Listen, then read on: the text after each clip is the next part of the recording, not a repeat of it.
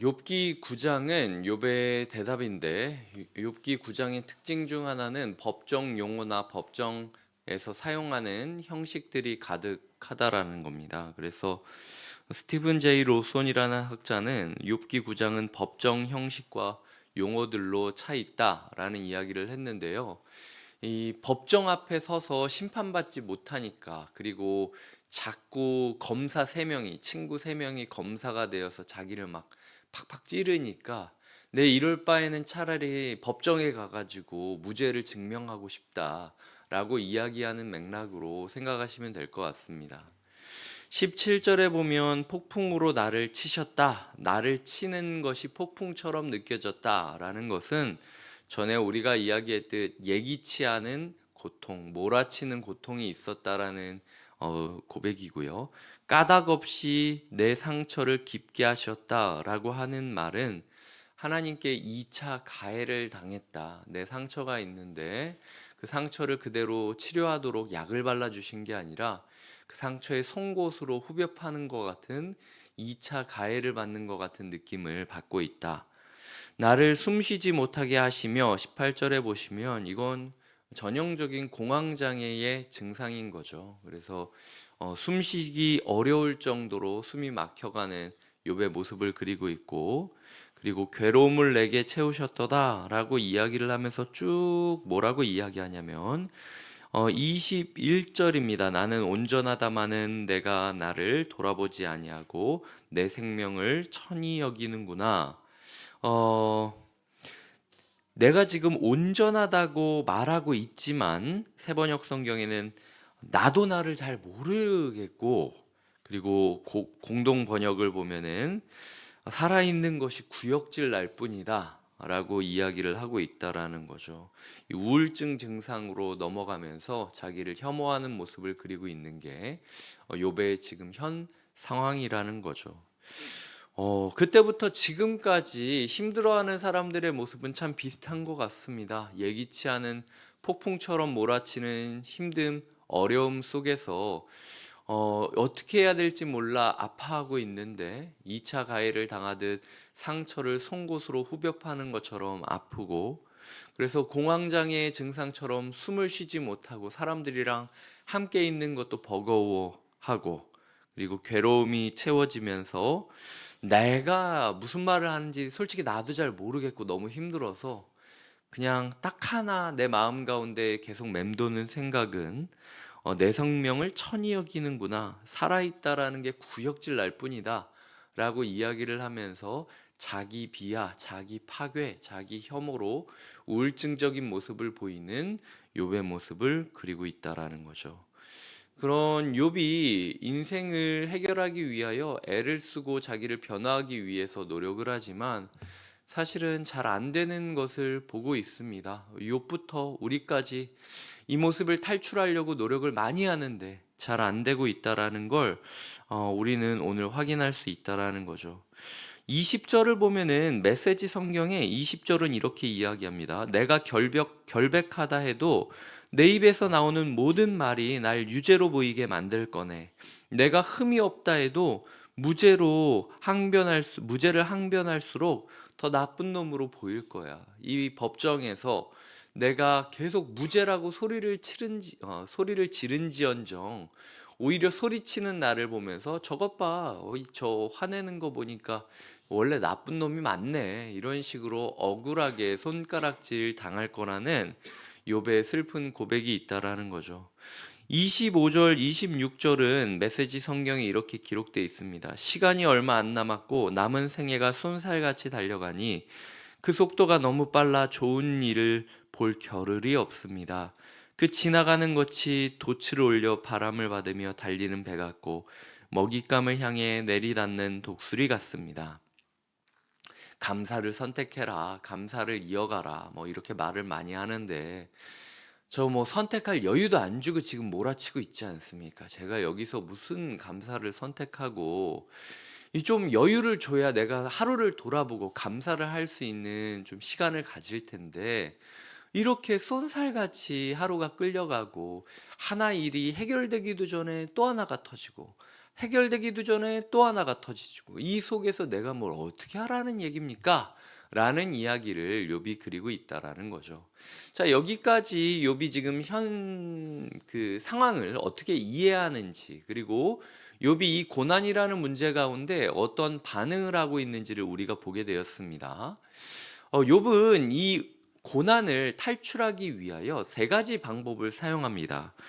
첫 번째로는 27절부터 29절입니다.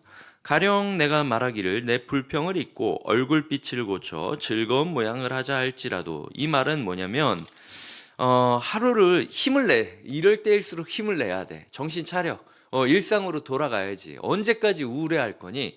기운 차려. 일어나서 좀 운동도 좀 하고, 그리고 좀 숨도 좀 크게 들이마시고 잘 될 거야. 괜찮을 거야.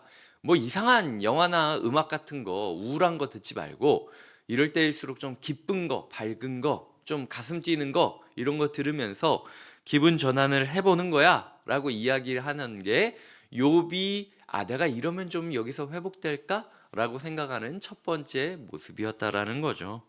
그런데 28절을 보면 내 모든 고통을 두려워하오니 주께서 나를 죄 없다고 여기지 않으실 줄을 아나이다. 매일매일 내 패부 속에 계속 너 때문이야. 너 때문에 이 일이 일어난 거잖아. 네 잘못이야.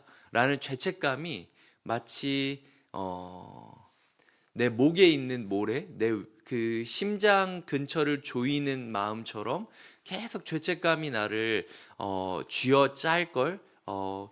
누구는 이거를 창자에 있는 모래라고 표현했나, 하여튼 그런데요. 그래서 이런 것처럼 계속 오늘 하루 밝게 살아야지, 인생은 긍정이야 라고 막 이렇게 이야기하면서 노력을 하려 그래도 이 마음 가운데 있는 죄책감, 너 때문에 이렇게 된 거야 라는 죄책감이 하루를 힘들게 만들 것이다 라는 이야기를 그리고 있고요. 두 번째로는 30절과 31절에 보면은 눈 녹은 물로 몸을 씻고 잿물로 손을 깨끗하게 할지라도, 두 번째 욥이 선택한 방식은 몸을 씻는 방식이었던 거죠. 어떻게든 깨끗해지기 위해서 뭐 진짜 육체적으로 샤워를 하고 하루 깔끔하게, 이럴 때일수록 면도도 잘하고 머리도 잘 다듬고 이렇게 나가자라고 하는 겉모습일 수도 있고요.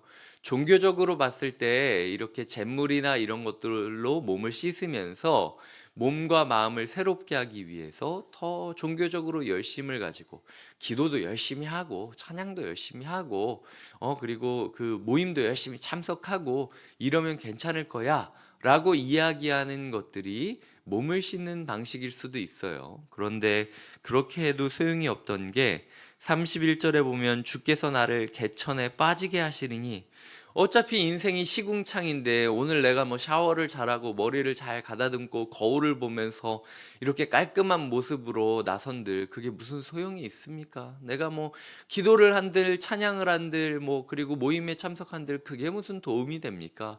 내 인생이 시궁창인데 라는 고백을 하고 있는 욥의 모습을 보고 있고요. 세 번째로는 중보자를 찾는 겁니다. 33절, 32절부터 35절까지 보면 33절에 우리 사이에 손을 얹을 판결자도 없구나. 당시 유대인들의 당시 고대 근동 사회의 법정에서는요, A와 B가 트러블이 있었을 경우 중재자를 모십니다. 재판장을 모시는데 그 중재자가 중재를 하기 위하여 A라는 사람과 B라는 사람 머리에 손을 얹고 지금부터 내가 중재할 테니까 내 말을 잘 들어야 된다. 고개 숙이고 내가 하는 말대로 따라하겠다라고 약속해라 라고 이야기를 하면서 객관적인 중재안을 제안하는 그런 어른 중재자가 있었다라는 거죠. 그 중재자를 찾으려고 노력을 하는데 욥의 주변에는 욥을 비난하는 검사들만 있었다라는 거죠. 욥은 끝까지 자기의 마음을 설명해주고 설득해줄 변호사를 찾지 못해서 아파하고 있는 모습을 그리고 있다라는 겁니다. 우리의 인생 가운데 문제가 있을 때 우리가 욥처럼 이 세 가지 방식을 사용할 때가 있습니다. 괜찮을 거야. 정신 차려야지. 오늘은 웃으면서 시작을 하자. 라고 이야기를 해도 소용이 없고, 몸과 마음을 깨끗이 씻고 거울을 보면서 깨끗해진 내 모습을 보면 분명 오늘 하루도 괜찮을 거야 라고 생각을 하지만 문을 나서는 순간부터 인생이 시궁창이라는 걸 깨닫고 더 절망하게 되고, 내 마음을 이해해주고 나를 변호해줄 변호사를 찾지만 주변에서는 다 너 때문이라고 이야기하는 검사들만 만나게 되는 게 오늘 우리의 삶의 모습이라는 거죠. 어떤 방식을 선택하든 우리의 삶에 해답은 없습니다. 욥이 출구를 찾지 못하고 방황하듯 우리 또한 방황하는 하루를 보내야겠죠.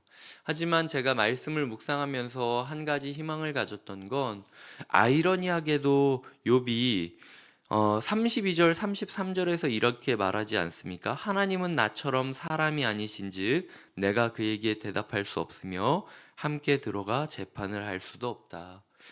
내 삶에 중재자가 없고 나의 삶을 100% 이해하면서 변호해 줄 사람이 없는 이유가 뭐냐? 하나님이 사람이 아니기 때문이다. 하나님은 나를 이해하지 못하고 하나님은 내 입장에 서지 못했기 때문에 내 입장을 변호할 수 없을 것이다 라고 이야기를 하는데요. 우리가 욥보다 나은 건 하나님이 사람이 됐던 경우가 있기 때문이죠. 그리고 하나님이 우리의 변호사가 되시기 때문이죠.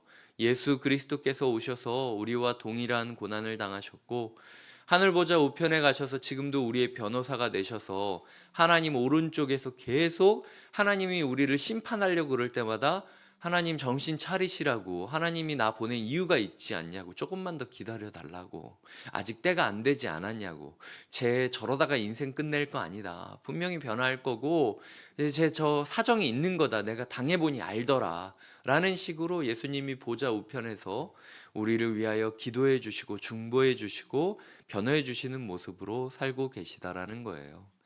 예수님은 우리를 사랑하십니다. 물론 욥이 지금 예수님이 올 거를 생각하면서 얘기하는 게 아니에요. 욥은 내 인생의 중보자는 100% 없을 것이다 라고 단언을 하고 있습니다. 하지만 우리는 끝을 알고 있지 않습니까?